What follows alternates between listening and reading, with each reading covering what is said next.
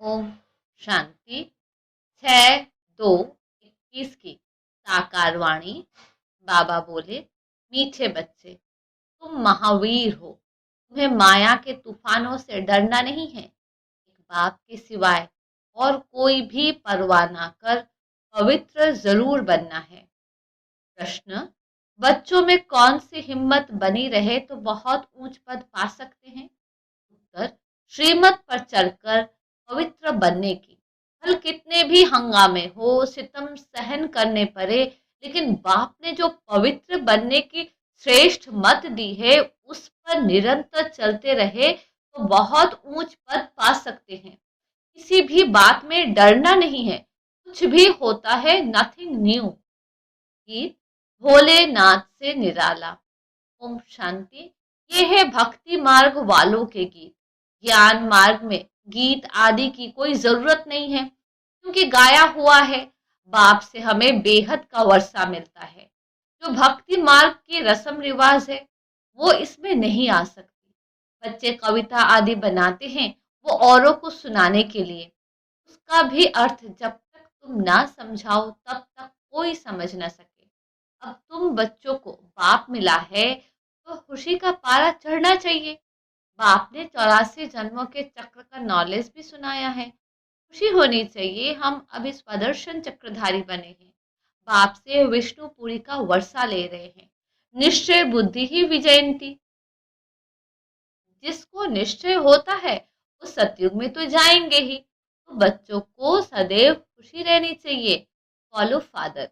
बच्चे जानते हैं निराकार शिव बाबा ने जब से इसमें प्रवेश किया है तो बड़े हंगामे हुए। पवित्रता पर बड़े झगड़े चले।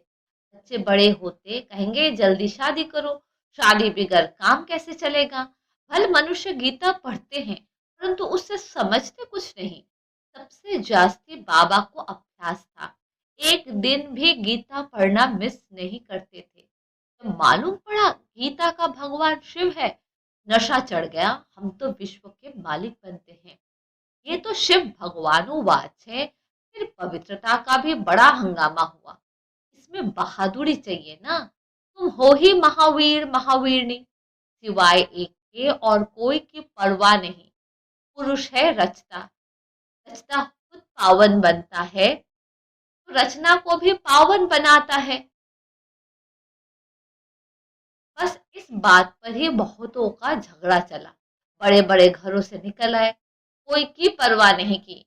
जिसकी तकदीर में नहीं है तो समझे भी कैसे। पवित्र रहना है तो रहो, नहीं तो जाकर अपना प्रबंध करो। इतनी हिम्मत चाहिए ना। बाबा के सामने कितने हंगामे हुए। बाबा को कभी रंज हुआ देखा? अमेरिका तक अखबारों में निकल गया। Nothing new. ये तो कल पहले मुआफिक होता है। इसमें डरने की क्या बात है? हमको तो अपने बाप से वर्षा लेना है, अपनी रचना को बचाना है। बाप जानते हैं सारी क्रिएशन इस समय पतित है। मुझे ही सबको पावन बनाना है। बाप को ही सब कहते हैं, हे पतित पावन लिबरेटर आओ। उनको ही तरस पड़ता है। रहम दिल है ना। बाप समझाते हैं, बच्चे कोई भी बात में डरो मत। डरने से इतना ऊंच पद पा नहीं सकेंगे। माताओं पर ही अत्याचार होते हैं। ये भी निशानी है, द्रौपदी को नंगन करते थे। बाप 21 जन्मों के लिए नंगन होने से बचाते हैं। दुनिया इन बातों को नहीं जानती। अतीत तमो प्रधान पुरानी सृष्टि भी बननी ही है। हर चीज नई से पुरानी जरूर होनी है। पुराने घर को छोड़ना ही पड़ता है। नई दुनिया गोल्डन एज, पुरानी दुनिया आयरन एज सदैव तो रह ना सके। तुम बच्चे जानते हो ये सृष्टि चक्र है। देवी देवी देवताओं के राज्य की फिर से स्थापना हो रही है। आप भी कहते हैं फिर से तुमको गीता ज्ञान सुनाता हूँ। यहाँ रावण राज्य में दुख है। राम राज्य किसको कहा जाता है ये भी कोई समझते नहीं। बाप कहते हैं मैं स्वर्ग अथवा राम राज्य की स्थापना करने आया हूँ। तुम बच्चों ने अनेक बार राज्य लिया और फिर गवाया है। ये सबकी बुद्धि में है। 21 जन्म सतयुग में हम रहते हैं, उसको कहा जाता है 21 पीढ़ी। अर्थात जब वृद्ध अवस्था होती है तब शरीर छोड़ते हैं। अकाल मृत्यु कभी होती नहीं। अब तुम जैसे त्रिकालदर्शी बन गए हो। तुम जानते हो शिव बाबा कौन है।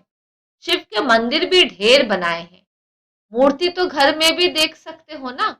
परंतु भक्ति मार्ग की भी ड्रामा में नूंद है। बुद्धि से काम लिया जाए, कृष्ण को अथवा शिव की मूर्ति घर में भी रख सकते हैं।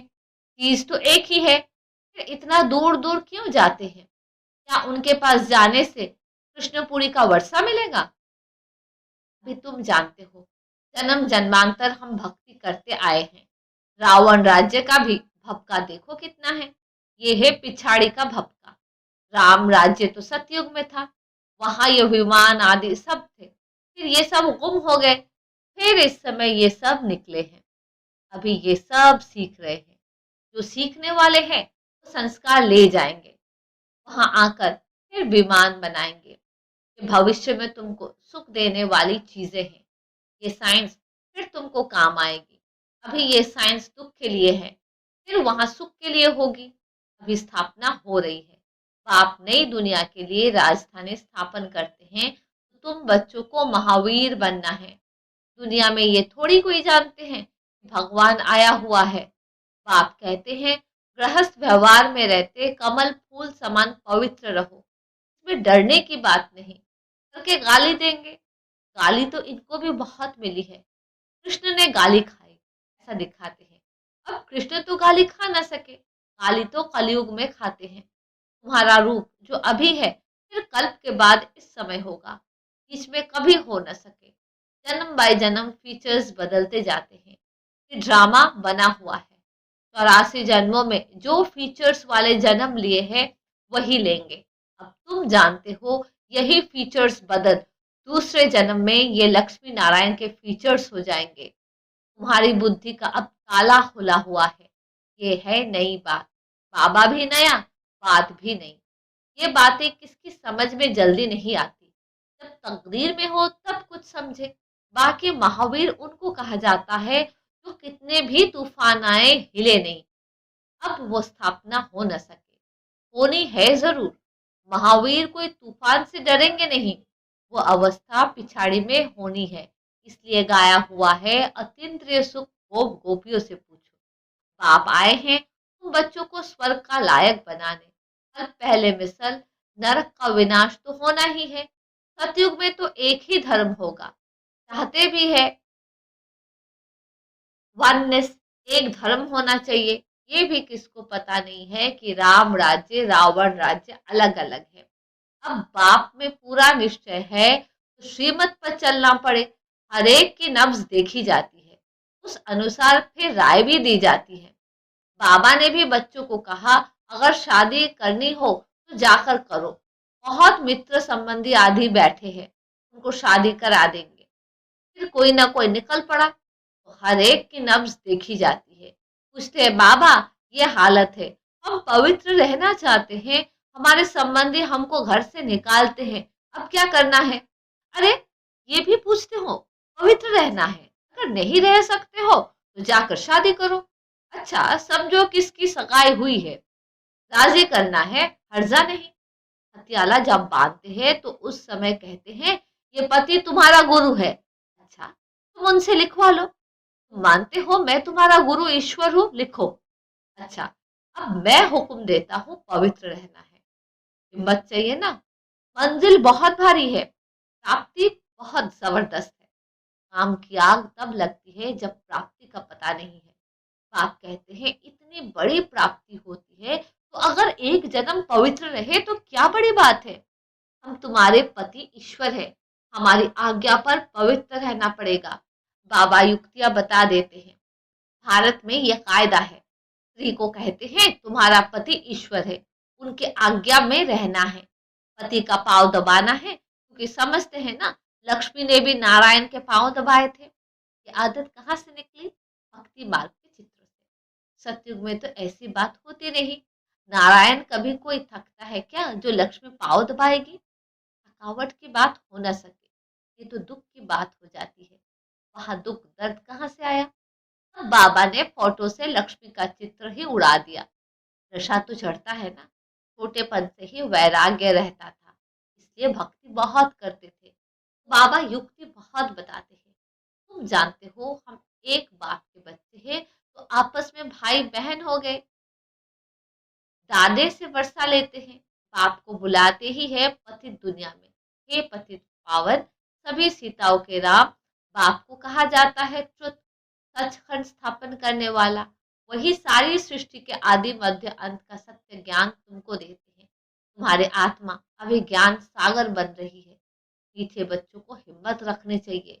हमको बाबा की श्रीमत पर चलना है। बेहद का बाप बेहद की रचना को स्वर्ग का मालिक बनाते हैं, तो पुरुषार्थ कर पूरा वर्षा लेना है, वारी जाना है। तुम उनको अपना वारिस बनाएंगे तो वो तुमको 21 जन्मों के लिए वर्षा देंगे। बाप बच्चों के ऊपर वारी जाते हैं। बच्चे कहते हैं, बाबा ये तन मन धन सब आपका है। आप बाप भी हो तो बच्चा भी हो, गाते भी है, त्वमेव मातश्च पिता त्वमेव। एक की महिमा कितनी बड़ी है। उनको कहा ही जाता है सर्व का दुख हरता सुख करता। सतयुग में 5 तत्व भी सुख देने वाले होते हैं। कलयुग में 5 तत्व भी तमो प्रधान होने के कारण दुख देते हैं। वहां तो है ही सुख, ये ड्रामा बना हुआ है। तुम जानते हो, ये वही 5000 वर्ष पहले वाली लड़ाई है। अब ईश्वर की स्थापना हो रही है, तो बच्चों को सदैव खुशी में रहना चाहिए। भगवान ने तुमको अडॉप्ट किया है, फिर तुम बच्चों को बाप श्रृंगारते भी है, पढ़ाते भी है। अच्छा, मीठे मीठे से खिलते बच्चों प्रति माता पिता बाप दादा का याद प्यार और गुड मॉर्निंग। रूहानी बाप की रूहानी बच्चों को नमस्ते। हम रूहानी बच्चों की रूहानी बाप को नमस्ते नमस्ते नमस्ते। धारणा के लिए मुख्य सार, पहली पॉइंट, सदा बाप समान बनने की हिम्मत रखनी है। बाप पर पूरा वारी जाना है। दूसरी पॉइंट, किसी भी बात में डरना नहीं है, पवित्र जरूर बनना है। वरदान, सदा रहम और कल्याण की दृष्टि से विश्व की सेवा करने वाले विश्व परिवर्तक भव। विश्व परिवर्तक व विश्व सेवाधारी आत्माओं का मुख्य लक्षण है अपने रहम और कल्याण की दृष्टि द्वारा विश्व को संपन्न व सुखी बनाना। जो अप्राप्त वस्तु है, ईश्वरीय सुख, शांति और ज्ञान के धन से, सर्व शक्तियों से सर्व आत्माओं को भिखारी से अधिकारी बनाना। ऐसे सेवाधारी अपना हर सेकंड, बोल और कर्म, संबंध, संपर्क सेवा में ही लगाते हैं। उनके देखने, चलने, खाने सब में सेवा समाई हुई रहती है। स्लोगन, मान शान का त्याग कर अपने समय को बेहद सेवा में सफल करना ही परोपकारी बनना है। मातेश्वरी जी के अनमोल महावाक्य, परमार्थ से व्यवहार स्वतः सिद्ध होता है।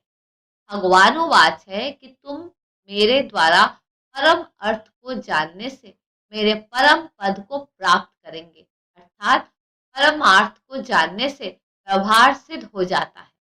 देखो, देवताओं के आगे प्रकृति तो धरणी की दासी होकर रहती है। ये 5 तत्व सुख स्वरूप बद मन इच्छित सेवा करते हैं। इस समय देखो, मन इच्छित सुख ना मिलने के कारण मनुष्य को दुख, अशांति प्राप्त होती रहती है।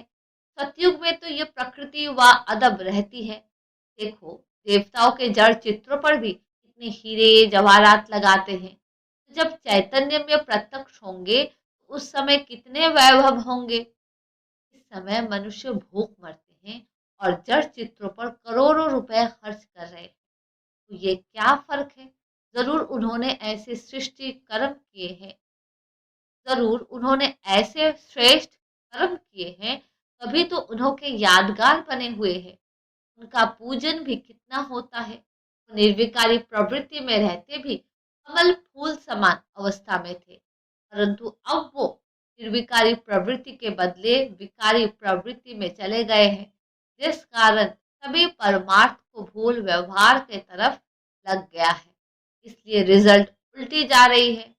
अब अपने को स्वयं परमात्मा आए विकारी प्रवृत्ति से निकाल निर्विकारी प्रवृत्ति सिखाते हैं, जिससे अपने जीवन सदा काल के लिए सुखी बनती है। इसलिए पहले चाहिए परमार्थ, बाद में व्यवहार। परमार्थ में रहने से व्यवहार ऑटोमेटिकली सिद्ध हो जाता है। शांति।